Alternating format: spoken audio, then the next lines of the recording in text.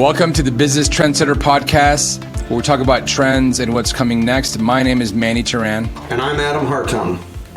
We are Spark Partners. To learn about how to grow your business, go to our website at sparkpartners.com. Go to our page that has all of our podcasts. We have lots of content for you to enjoy. And I'm just going to pull the pin here on the grenade, Adam, and toss it in your direction. Let's talk about what's happening in the market. And of course, a disclaimer, we're not investment advisors, but this is what we talk about: trends, we talk about business, and how they're all interrelated with respect to trends. So what's happening, Adam? Well, there's a lot of definitions for the market. It could be defined as every single stock that's traded. It could be defined as the NASDAQ, the S&P 500, or the Dow Jones Industrial Average. So we're going to focus today, when we say the market, on the S&P 500 and the Dow. At one point today, the S&P had achieved a highest position of declining 20% from that high point that it's been at. The Dow closed today down 15% off of its high point. Recession in the stock market, or a full bear market, is considered a 20% pullback.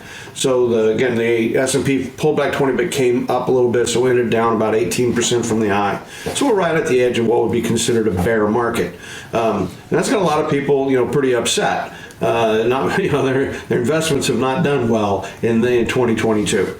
But I think it's worthwhile that we sit back and look at this and try to understand what's happening overall. And specifically, I want to talk about growth stocks, because we talk all the time about growth and how important growth is. And if you don't have growth, then you're not going to be sustainable long term. And that's, I think, absolutely still true. Because what we focus on is sustainability. Now, take, for example, compare how we do an analysis to a private equity firm. A private equity firm wants to make an investment in a company, and they want to get out of that investment in 2, 3, at most 5 years. Yep. So they're trying to say, how do I quickly do something, meaning 6, 12, 18 months, make some big changes. Usually that involves whacking away at the cost pretty substantially. And then how do I try to show a better cash flow so I can run around to somebody like a pension fund and jack the company up with a whole bunch of debt and borrow a lot of money against it, so that I get that debt money into the company, and then what I can do is I can walk away 5 years after I put my money in with a great big gain. That's not sustainable, and we often see the companies like Toys R Us, after after a private equity firm comes in, when the private equity firm leaves, they end up in bankruptcy. And that's not what we do. We're very, very much different from that. And then what we're focused on is, how are you going to be in business in 5, 7, 10, 20, 30, 40, 50 years? And we talk about, the companies that have failed, like Sears, who did well for 50 years. Well, what caused them to fail? And then we're trying to talk about, how do you identify the companies that are going to be there in another 50 years, right? And compare, say, Apple to IBM, and what IBM is doing wrong and what Apple's doing right. So that's the floor under which the foundation upon which our podcast is built. And when it comes to investing, what I always tell people is that I think trying to time the market is a fool's errand, because there's so many different things that impact what happens on the price of individual stocks. But I'm an investor, but I will also tell you that I invest money, and over the last 15 years, I've never sold anything. I mean, it's truly an investment. I put money in those stocks so that they can go up in value, and it's going to be my retirement fund. So I'm not trying to say, how would I game the system by putting some in 2016, and it goes up in 18, I'm going to sell it, so I'll buy it lower later. I call that trading. And of course, the ultimate end of trading are people that just trade for the day. The other thing I want to make sure people remember is that the bulk of the market is not you and me, Manny. It's not us individual investors. Right. Most individual investors give their money to somebody like BlackRock. They give it to a fund. Merrill Lynch or whatnot. Yeah, and that fund invested in the S&P 500, or say, we're investing in tech stocks, or they'll have some group of stocks, and they'll ask you to pick among those groups where you want your money. But you're not buying and selling stocks. They're buying and selling the stocks in the funds. And private equity people are out there buying and selling stocks. And you've got Warren Buffett, who's buying and selling stocks. There's a huge difference between what they do and what we do, because they sell a stock, it's not a taxable transaction. If I've bought a stock for 100 and it goes up to 120, and I think the stock market looks soft, or the company looks soft, and I sell it, then that difference, 120 versus 100 at 20, is taxable. It's taxable as income to me. So it's got to go down low enough to make it worthwhile to pay those taxes. Sure. So generally speaking, since we don't want our investments to go down, I don't want to sell because I'm betting on it to go down, and I'm betting on it to go down enough to pay the tax bill when I buy it back. So that's why you can see these people that are in these funds get in and out, like Ackerman at Pershing Square. He can jump into a position on a stock, he'll stay in it 4 to 6 months, and then he'll be like, "Oh, I'm getting out of that position." Or ARK investing, which was really popular in 2020 and 2021. That was a big investment fund that people really enjoyed. It's had really high gains, and they would always talk about buys and sells, buys and sells. Well, the issue again is their fund, so they're not paying the income tax every time they do a buy and a sell. And people need to keep that in mind, because when you get into a situation where stocks are going down, those people can sell out of a position, not having to make their money back, right? I mean, they can just say, "I'm going to park money on the sidelines." But for us as individual investors, it's pay the tax, park the money, buy the stock, hope it comes back again, right? So we don't have that real luxury to park money that you'll hear people talk about if you read the financial papers. And if you're listening to somebody like Kathy Woods at ARK Investing, or again Ackman at Pershing Square, they can buy and sell these stocks all the time in ways that we can't. So you really have to keep that in mind. Even Warren Buffett with Berkshire Hathaway, because he's inside that corporation, is a very, very different tax structure. So the second thing I think we ought to keep in mind is that we've had some enormous gains. We've just completed the longest bull market, the longest bull market in history. And that means that there are investors out there who put money into the stock market when they were 55 years old, who are now 70 years old. And so they put in the money, and it's gone up a lot. They bought stocks. Yeah, some cases double. I mean, it's been crazy. Yeah, so we've got these huge gains, huge value, and then the stock market gets soft, and they start saying, "Wow, I'm 70 years old. I better get that money out before it goes down. I can't afford to lose my pension plan." So they pull their money out of the stock market. And why would they do that? Well, one thing, again, they've got a huge gain. They want to protect the gain. But then usually some kind of a trigger. Well, we've got two triggers happening simultaneously. One trigger is the war in Ukraine. And people are looking over and saying, "Oh, look how terrible what that war is. It's making it difficult to ship grain around. We've got a terrible immigration problem with people trying to get out of the Ukraine and to other countries. How can we forecast the future? We even have a threat of a potential nuclear war on our hands here, and that's very scary to people. So that's a big threat that people would say, I think I ought to get out of stocks and just put my money into cash so that I'm protected, and I don't have to worry about the war." The second thing we have is that we've suddenly turned the corner, and after 2 decades, the longest period ever in the history of recorded economics, we've had the lowest inflation. We've only had 1-2% inflation for 20 years. And what happened is, now that the pandemic is ending, we've got some inflation. That people can't get parts for cars. They can't, there's all these problems with the supply chain. Yet if you want a car, you go in and say, "I want a car." Well, there's more buyers than there are sellers, and so the manufacturers can jack the prices up to whatever they want out of those things, right? So we've got demand pull inflation, and we also have, supply chain problems related to it. So we got lots of problems with supply chain. Yeah, at 8%. Now, the last time we had some inflation at over 6%, it ran all the way up to 18%. Again, the people that are 70 years old can look at this and say, "Oh, wow, the last time we had inflation at 6-7%, it went to 18, and it was catastrophic, and the economy was terrible, and we had horrible problems, and it was like, you better buy a car this year because it's going to cost twice as much next year." Yeah, you talking about the early 70s, or what are you talking about? Well, all the way from, let's say, 73, 74, when we had the oil price shocks, right? That ran all the way up into the Reagan administration, and Paul Volcker was appointed the head of the Federal Reserve by Jimmy Carter, and Paul Volcker walked in and said, "Forget interest rates. I'm going to quit managing interest rates." Pulls the plug, and interest rates jump to 18%. We tighten up the money supply, go into a huge recession right at the beginning of the Reagan administration. I mean, it was bad. People forget what it was like in 81, 82. But well, I want to remind everybody here, we have a lot of listeners that are, maybe under 30 that don't know how it was. Or, I'm 48, and I don't remember because I was a kid. Well, I can remember I graduated business school in 82, and it was the first year that the Harvard Business School was worried that not every graduate would get a job. Because, the people that wanted to work in manufacturing, like that would leave in 82 to go to work at U.S. Steel or would go to work at, a Caterpillar tractor or a General Motors, there were just no jobs. the recession had just cratered everything. Capital assets had fallen out. Plants were being shut down right and left. And then again, the beginning of the Reagan administration was just terrible with this high 18% interest rates, and nobody able to go find work. And that, so the people that are 70, like I said, people that are over 65, they remember that and they say, "Oh wow, last time we had some inflation, 6-7%, it got out of control." Right, and that's why they're pulling out. Well, at least one of the reasons.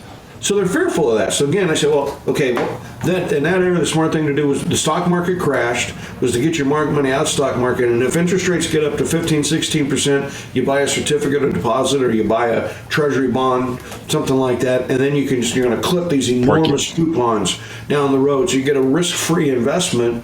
Like if in 1979, 1980, you literally could buy a treasury bond, a 30-year treasury bond with a 17% yield. I mean, you got 17% return on your money for 30 years.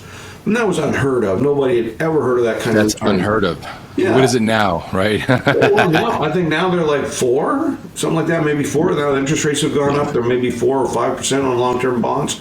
But that's the point, is that those people are saying, well, last time you could have a risky asset, which is a stock, and they got pummeled, or you could have this non-risky asset with treasury bonds, and it would great returns. So you have people saying, go to cash, go to cash, go to cash.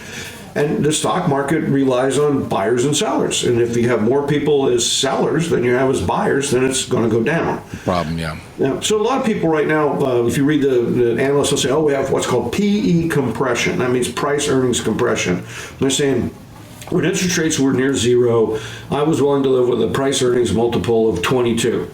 But if interest rates are going to be 8, then I want a much lower price earnings multiple of like 12. And that's what they blame it on. And I think that's a wrong way to look at it completely, because I don't think earnings have anything to do with what's going on in the stock market right now. Most of the people are saying that their business is fine, or maybe it's a little bit soft. And if it's soft, it's due to their costs going up, not due to a lack of sales. It's not a lack of business. It's, we're dealing with these supply chain issues. And so what's happening, though, is the people that it requires to make a stock market, I mean, who has most of the savings? It's retirees, right? Yep. People have been retiring. Pension funds and all that, yeah. Yeah, retirees, corporations, pension funds. Pension funds are retirees again, just they represent retirees. And those are the people that are saying, hey, I want to be careful, and so they're not buying. They're taking money out, putting it on the sidelines, and they're not buying, and that's caused things to go down a lot. But in particular, we've noticed that some of the hardest hit have been the growth stocks, the ones you and I like to talk about. Yeah, of course, the FANG stocks in particular. FANG stocks, yeah, absolutely. Yeah. And again, these have enjoyed a tremendous run-up in price, just a tremendous run-up. And so if you had bought some of these stocks a decade ago, you've more than doubled your money, in some cases tripled or quadrupled your money, right? And so if you bought Amazon 10 years ago, you're up tenfold. Every $1,000 worth $10,000. If you bought Apple, you're up, I think, sixfold. 1,000 got you $6,000. So, huge gains there. And you say, maybe it's time to do that. Take it off, pay the taxes, but now I've got the cash. And if I'm, 70 and I'm going to live to 85, put it in the bank and maybe I'll buy a bond with it or something else. But, I don't have to worry about it going down in value.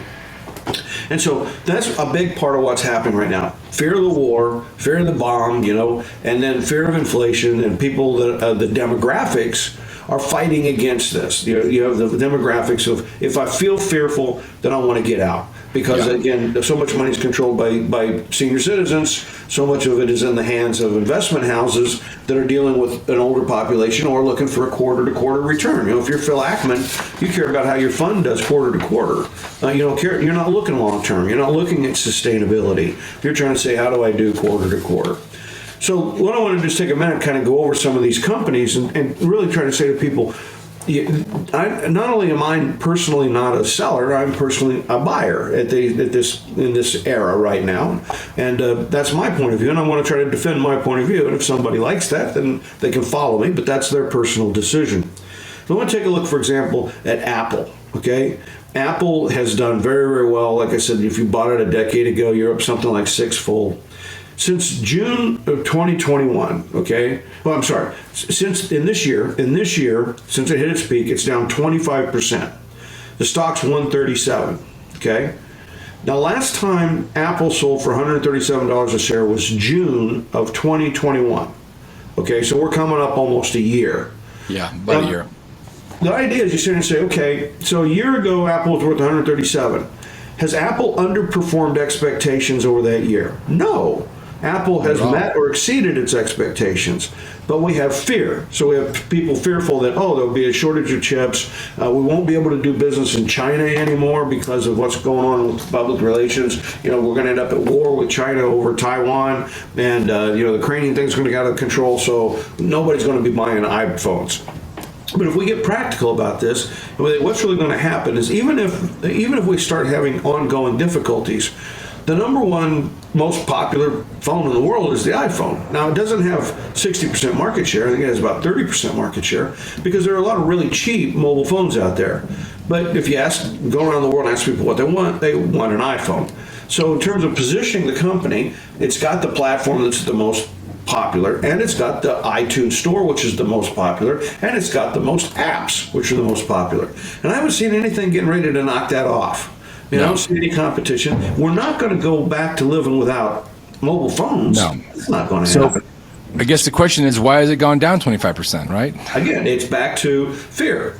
And people who are fearful are selling out. Whereas, it might be time for those of us who aren't so fearful. Can we practically look at the future and say, well, is it likely to be better? And I think, yes, the answer is it's going to be better. In which case, it should easily recover to where it was and go on. Let me go to starting initially with the older companies. Apple's been around a long time. Google's been around 20 plus years, right? And it's trading right now, traded today at $2,180 a share. $2,180. It's down 28% for the year. So it's slightly worse than Apple's 25. The last time it was at this price was April of 2021. So it was a full year ago. And again, Google, or Alphabet, as the company's known, has it underperformed for the last year? No. Is it hit a growth stall of 2 consecutive quarters of declining revenues? No. But the stock is down out of fear, that somehow Apple's platform has changed and you won't be able to use cookies anymore, and privacy settings will change, and they're just, YouTube ads will go away. I mean, you really, at these prices, you have to believe these companies are getting ready to walk into a huge failure. And a huge failure can only come from either everybody walks away, the lack of demand, which would mean we're going to quit using mobile devices, quit using the internet for buying and selling things and communicating, and quit having ads on the internet, right? And that's not unlikely, right? We're not going backwards on that. The third one I want to pick on, again, another one that's around 30 years old, is Amazon. Amazon's trading right now around $2,150 a share. It's down 43% this year. 43%. It has not traded at this price since April of 2020. That was 2 years ago. Now, I want to remember what we were doing in April of 2020, right? We're in the early stages of the pandemic, right? Yeah, right. And as that pandemic is hitting us, people are starting to buy things from home. And from 2020 till now, Amazon wildly exceeded everyone. They've been killing it. Oh, absolutely. Absolutely killed it. In fact, its biggest problem was, could we get people working in the distribution centers? Could we get drivers? Could we get packages out the door? Could we do it? And it was sort of like, if somebody could fog a mirror, hire them, for crying sakes. We just need people. We need people. We need people. Now what happens is the growth rate's not what it was, okay?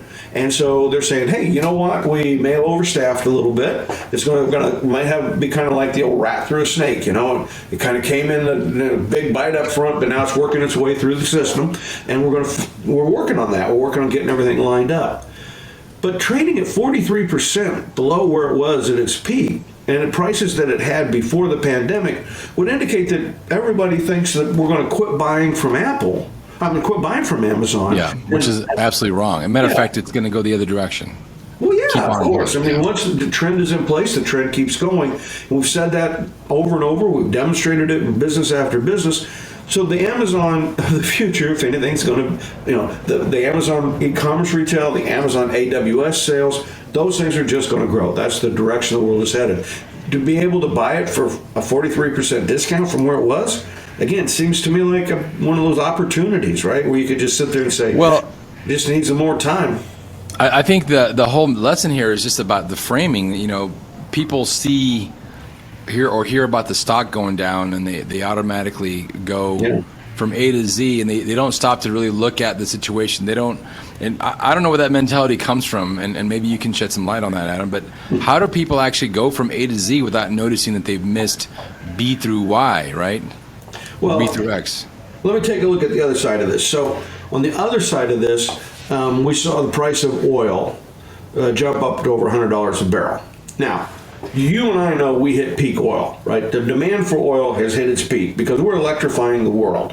We are, electrifying our houses with solar panels. We are electrifying our cars, and then we're charging them at home with our solar panels. And we're charging them up at the the department store or the casino or wherever we park our car. We're electing, and if I go into a Home Depot these days, do I see all gasoline mowers? No, we sell these electric mowers. I personally, when I moved last time a year ago, when I bought a new mower, I bought an electric mower with a battery in it. Bought 2 batteries, bought the mower. I found it to be very convenient. Actually, the mower's much lighter. It's much easier for me to handle. We're seeing cities move towards making it illegal to use 2-stroke motors. So those old leaf blowers with the backpack with the 2-stroke motor on it, we have municipalities making those illegal because they're loud and because they put out all that smoke. So the trend towards having an ecology, a good ecology, awareness of our ecology and awareness of the bad things in our ecology and climate change, that hasn't changed. Those trends are still in place. We're still electrifying, yet Exxon is almost at the highest price that it has ever traded. Exxon's at $92. It hasn't been last time it was near this was January of 2018, right? And the all-time high ever of the stock was 103 in July of 2014. So we got the stock at $92, trading where it was in 2018, headed towards the pricing that it had in 2014. You have to be just unbelievably short-sighted, because what you have to be saying is, okay, the war in Ukraine means we're going to shut off Russian oil. Okay. And then we're going to need oil from more people like Exxon. Okay, but how long is that going to last? The demand for oil is going down, right? Everything's shifting to another market. And by the way, we still have Venezuela and Colombia and Mexico and Saudi Arabia and a lot of other countries. A lot of other players. Yeah, Saudi Arabia could flip a switch tomorrow and take $15 out of the price of oil in a week, just by pumping more oil out of the ground. Or the UAE, the Emirates, they could do something close to that. You got Kuwait, you got Dubai, you got these countries. There's a lot of oil out there. It's not totally reliant on America to make this work. And at $100 a barrel, okay, we got gasoline at $4 a gallon. It was $4 a gallon back in 2005. We were almost there. We are at record prices, but if you adjust for inflation, we're not at record prices on the price of gasoline. But people are pissed off. People are talking about inflation. And so it's kind of like, oh, well, let's go buy an oil company. Which is kind of like, man, if I had owned an oil stock, I'd be like, I am so lucky that this is happening. I need to get rid of that stock now because I never thought I'd get my money back on that dog. Right. Well, it's coming back. Look at the other one. We've got the port there in Ukraine is getting hammered. It's terrible. It's horrible. The Russians are dropping bombs. The Ukrainians are fighting back. I'm hearing tens of thousands of soldiers are dying. I think a lot of innocent people are dying. It's a horrible, horrible situation. But there's 2 impacts on that. One of them is that there's a bunch of grain that's raised in the Ukraine is stuck and it's not getting shipped. And there's a lot of predictions that, this could cause some famines, especially in countries not countries, but rather in Africa, Africa continent. And price of grains are going to go up a lot. And they're saying that we're not going to get a good harvest out of it because Ukrainians can't farm because of the horribleness of war. And so that's going to cause a shortage of production.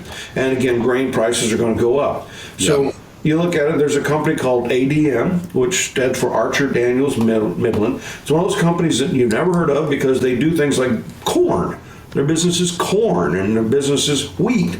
Then it's these basic products, and you don't care about it, right? It's not exciting like plant-based proteins. Somebody that's figuring out how to replace hamburger meat with a plant-based protein, and you're looking at a lot of growth. Well, ADM is trading at 84.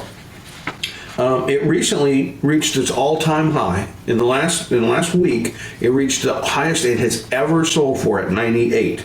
It did that in April of this year. So here's somebody who just does corn and wheat. So what people are doing with their money is when they've got some money on hand, if they're investing, they're putting it in the most short-term thing. The idea that this oil price will stay at this extraordinarily high level, and that would imply the war will last forever, and we're not going to get Saudi Arabia to ship more out, and the United States production's not going to come up, and we're not going to service our own clients that well. So you have to really believe that the world is coming to an end to think oil prices will remain at this high, and you have to believe the world is coming to an end to think that grain prices will stay this high. You know, the reality is that the most grains don't go into bread that humans eat. Most grains go into the mouths of steers. They'll become beef. They'll become the meat we eat. And yet meat demand is going down, right? So the demand for grains has not been growing. It has not been a growth business of any kind. Once again, it's trading at an all-time high. It goes back to that myopic vision I mentioned earlier about people just short in front of their face is all they can see. Yep. I mean, trading for as you said, right in front of your face, or trading for the end of your nose, that kind of a thing. Yeah. And that's, to me, I'm like, let's look at this. How sustainable is this? If we all know, I mean, every forecaster, even General Motors, is saying that half of all new cars in 2030 will be electric. And General Motors is the worst positioned. So everybody else gives it a higher number. So we know that gasoline-consuming cars, the internal combustion engine demand is going down. To put that at the highest level of the stock market is weak.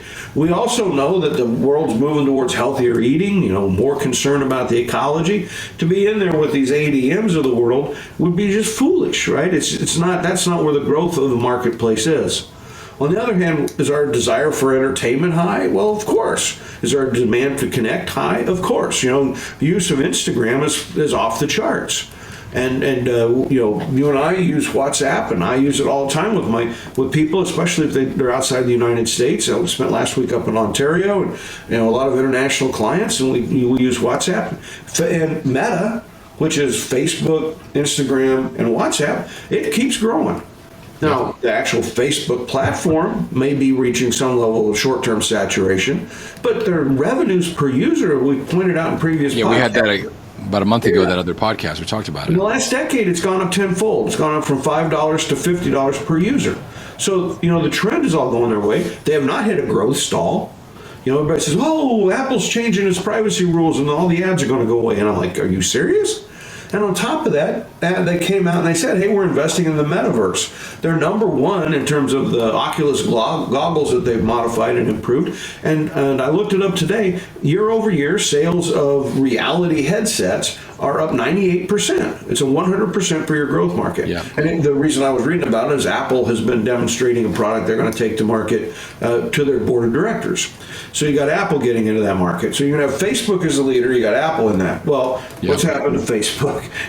Meta is at 193. It's down 50% this year, and it hasn't traded this low again since April of 2020.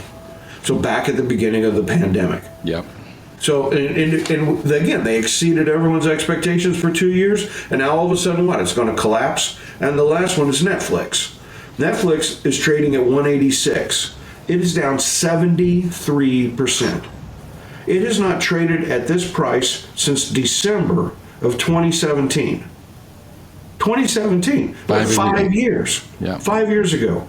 You have to believe that somehow Disney Plus and Peacock and HBO Max are just going to wreck the entire business model for Netflix. It's going nowhere. Yeah. And you have to completely ignore the podcast that you and I did, where we talked about how Netflix was pivoting into gaming, how they were making new investments in gaming. Gaming is growing at well over 100% per year. You have Microsoft. The largest acquisition in 2022 is Microsoft's acquisition of Activision.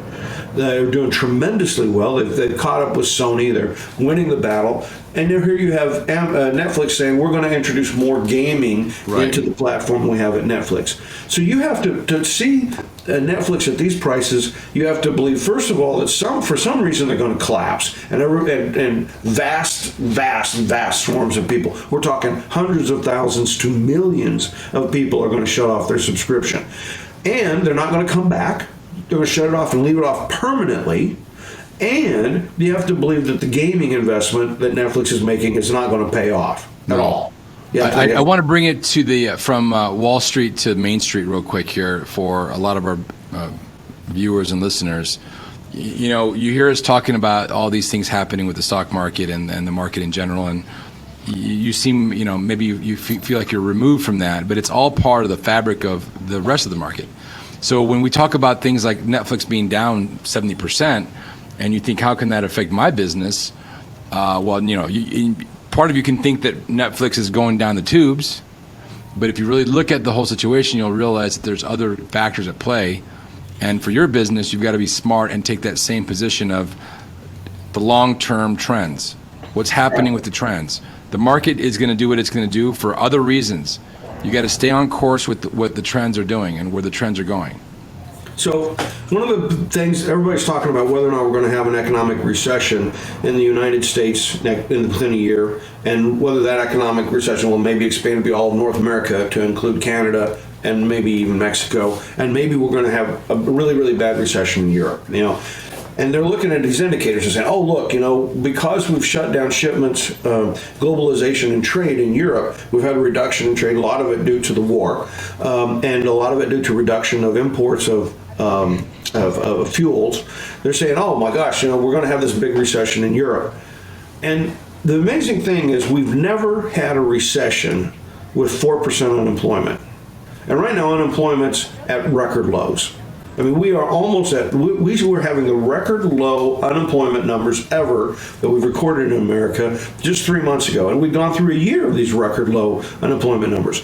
Every meeting I go to talking with people about growth, they say, Adam, I like the idea of growth, but how am I going to hire people to work in my company? I'm dying. I can't hire people. I'm increasing my pay. Microsoft said they were going to greatly increase the pay their employees, looking at doubling the pay to their employees. So we have this great resignation. We have all these people out there working. How can you have a recession when you have full employment? Yeah. That's never occurred. Recessions happen when you get to the point that you're making so much, but nobody has a job and nobody can buy anything.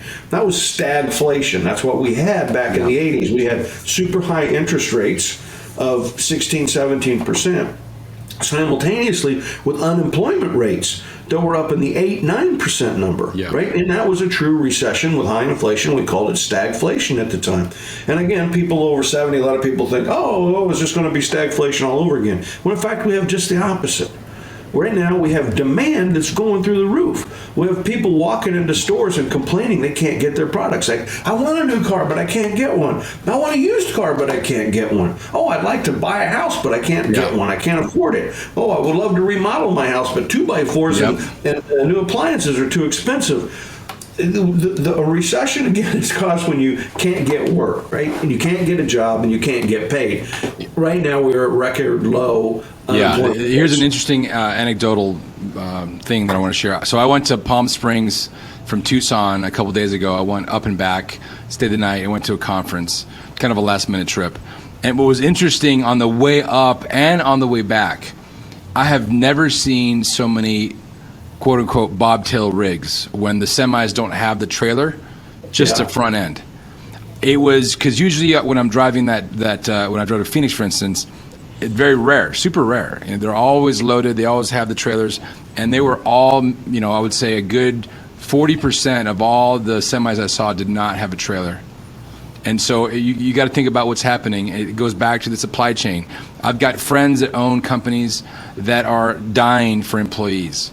They're trying to figure out ways to be creative and go to the universities and go to these high schools and start early because they have not enough people to fill the gaps that they're trying to fill. They're pulling retirees out from retirement and they're giving them these giant, you know, bonuses because they don't have anybody to do the work. It's incredible, and you're absolutely right. This is not the marker of the traditional sort of recession that we hear about. I mean, if you thought Amazon was going to go in the tank, then you'd have to think, well, that means that Walmart is going to do fantastic again, right? Like they're going to go back to being the number one high growth retailer. Well, first of all, I can't even say that with a straight face. It's such an absurd comment.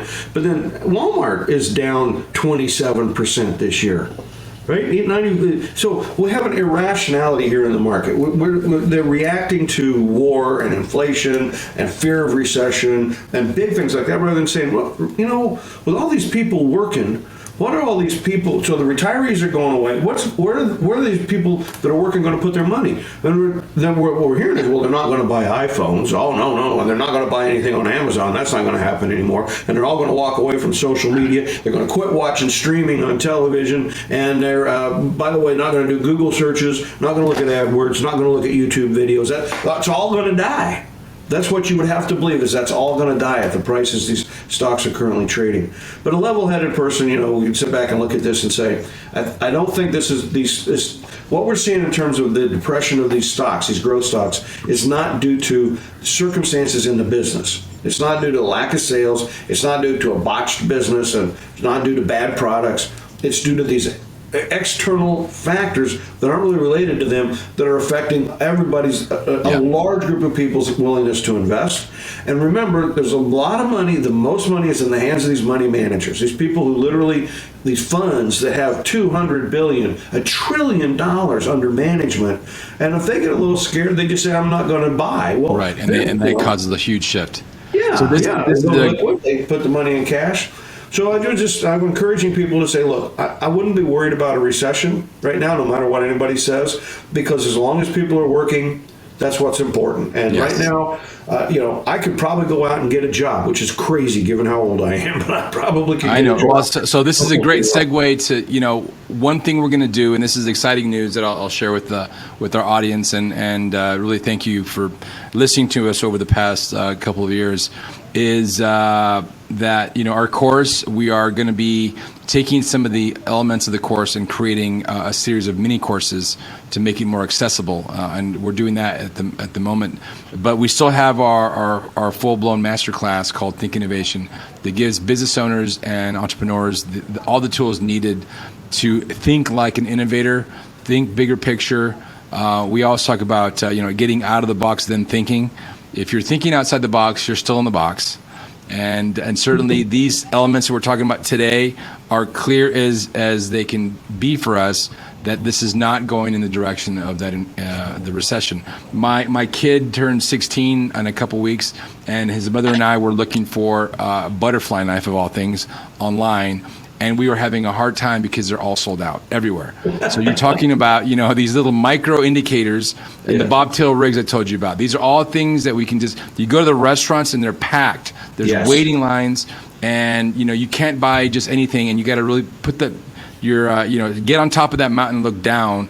Don't look from the mountain up, because you're not going to see anything except for fear, uncertainty, and doubt. And so I guess with that, Adam, what are your final thoughts before we sign off for today's podcast? It's a great time to be an entrepreneur. It's a great time to look at these trends and build into them. When fear is the greatest is when the money making is also the greatest. And now is a good time to get your mind into the trends, build yourself out some ideas for growth, but pick up our package, use it to help you with your planning, and go out there and make something happen. It's one of the best times ever. The time is right. All right. Yes. Thank you very much, Adam. We'll talk to you later. Thank you. Cheers.